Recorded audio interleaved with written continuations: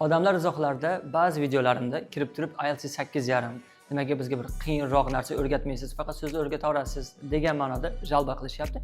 Kelinglar shu uchun shu videoda ingliz tiliga eng qiyin grammatika inversionni ikki xil uslubini ko'rib chiqamiz. Qani ketdik. Misollarga o'tishdan o'zi inversion o'zi nima? Shuni aytib beray. Inversion shunchaki gapdagi so'z tartibini o'zgarish. Bu odatda matnlarda yoki bir adabiy uslublarda ishlatish uchun yoki nimagadir ta'kidlab o'tish uchun ishlatiladi. For example, I have never seen such a beautiful view de shunchaki shu yordamchi fe'lini egani oldiga o'tkazamizda never have I seen such a beautiful view desak bo'ladi. Keyingi boshingizni ozgina og'ritadigan grammar bu conditional inversion. Ya'ni iflik, shartli gaplarda ishlatiladigan. For example, had I known about the meeting, I would have attended. Ya'ni if I had known emasda, had I known about the meeting.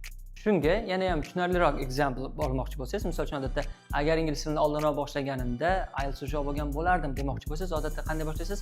If I had deb boshlaysiz, right? But instead you can say had I started learning English language earlier, I would have already taken my IELTS certificate desangiz bo'ladi.